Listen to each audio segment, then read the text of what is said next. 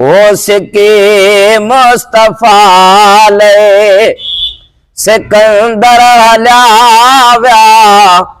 गाए शान तारीफ शायर हलाव्या सिकी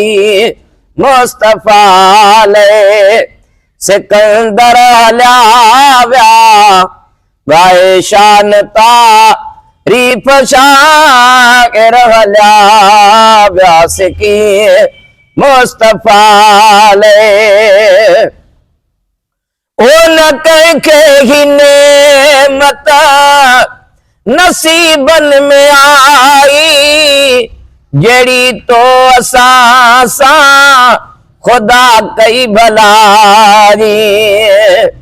उन के ही नेमत नसीबन में आई जड़ी तो असा सा खुदा कई भलागी किरो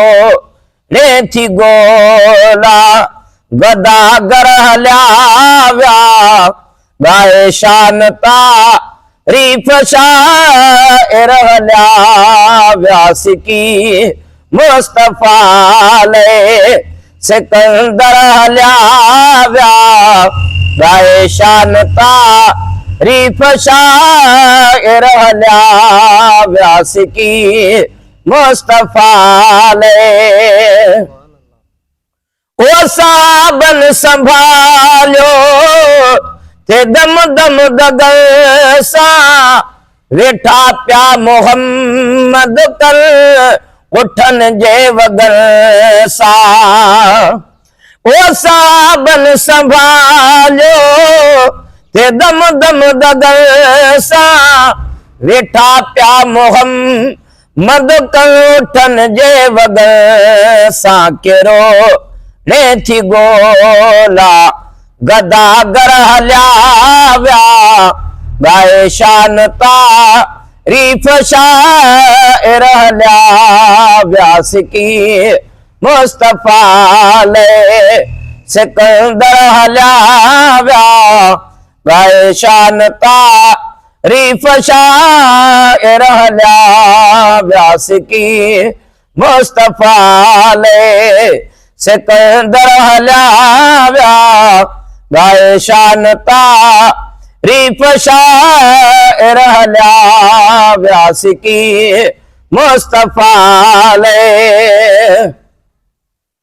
ओ आजी न दुनिया में सबन का सलालो मिठी चीज आ हे मोहम्मद जो नालो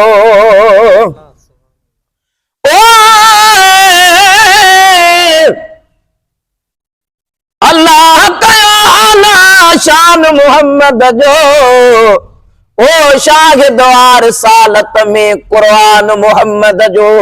जन्नत भी खपे मुखे जन्नत भी जरूरी आ पर जन्नत खा मथे आगे ऐवान मोहम्मद जो सद बन जी मदीने जे ओ घिटियुन में पयो हूंदुसि इन तरह वनी थींदुस मां मेहमान मोहम्मद जो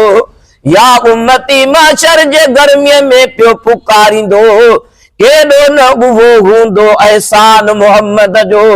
हीअ छो न चवा ओ दादन इज़्ज़त में मथे आहे दारा ऐं सिकंदर खां दरबान मोहम्मद जो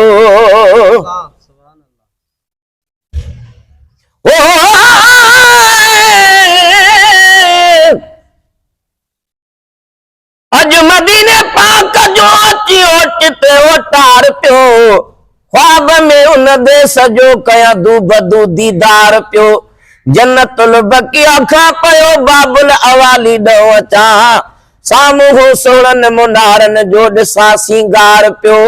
जल्द पतुस जान बनवट बाबे जिब्राइल खां बीही दरवाजे मुबारक खां कया दीदार पियो जद खुशीअ मां अख खुली पई जा खणी जागी ॾिसां